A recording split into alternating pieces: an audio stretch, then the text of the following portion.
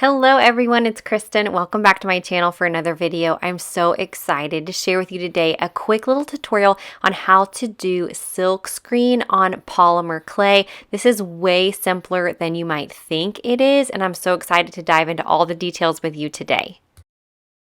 Before you begin the silkscreen process, you want to make sure your clay is conditioned. I'm going to be using silk screens today from the company called Create Along. I ran across this company when I was searching Etsy for silk screens, and I've been really happy with the quality and just how well they work and how easy they are to use. I do have a discount code for you, so if you want to look in the description box down below, there's a link for you to follow, and the code for 10% off your order is KristenFan10.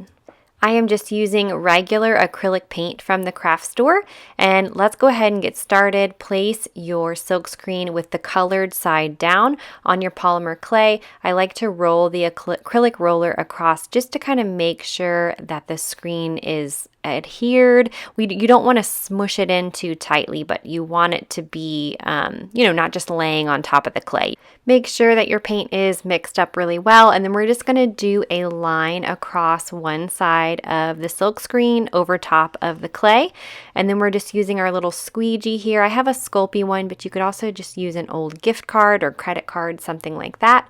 On this one, I didn't put quite enough paint, so I would recommend that you put more paint on.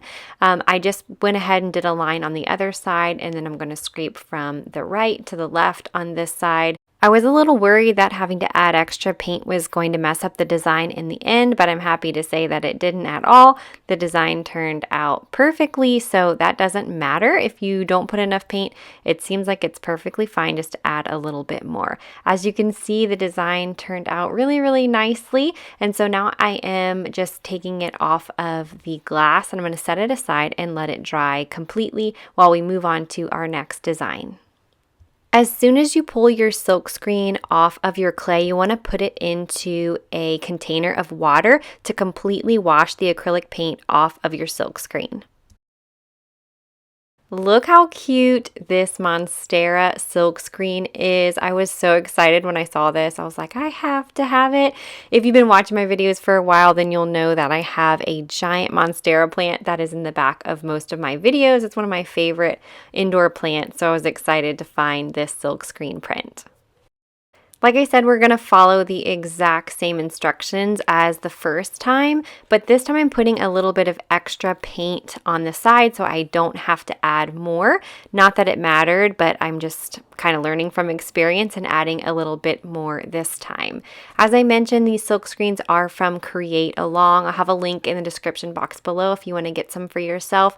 They also offer a lot of other products for polymer clay makers, like tools, clay cutters, even like texture sheets and things like that. So if you're a polymer clay artist and into that kind of thing, check out the description box below for the link, and you can get 10% off your order by using the code KristenFan10.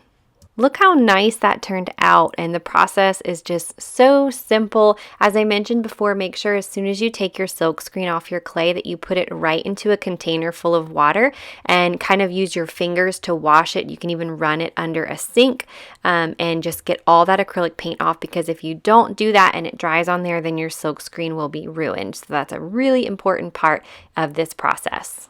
It doesn't take long for the paint to dry on the polymer clay. I just set it aside for a little while and let it dry completely. And then of course it's time to use our clay cutters to cut out the shapes that you want for your earrings or whatever it is that you're making. So I am using my clay cutters that I have on hand here.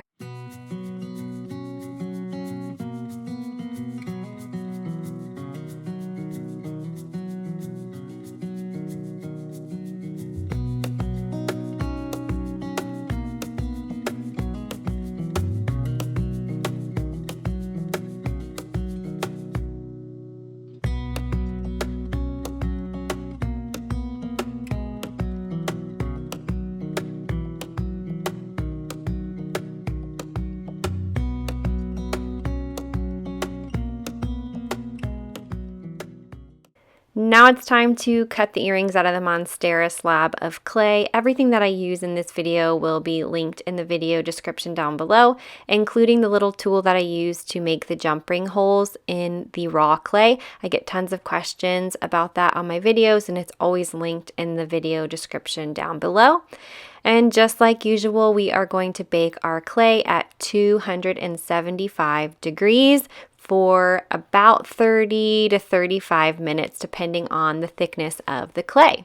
And if you're brand new to polymer clay earrings and you want to know more about how to create them, you want resource lists, you want all the details, I have an ebook in my Etsy shop. It is priced very low. I wanted everyone to have access to it. So I'll also have that linked in the video description down below for you. Thanks for joining me today. I hope this video was helpful and I hope that you will give it a try. If you enjoyed the video, please give it a thumbs up. Don't forget to subscribe to my channel and leave me a comment down below and let me know if you're going to try this silkscreen technique. Again, thanks for watching and I'll see you in my next video. Bye.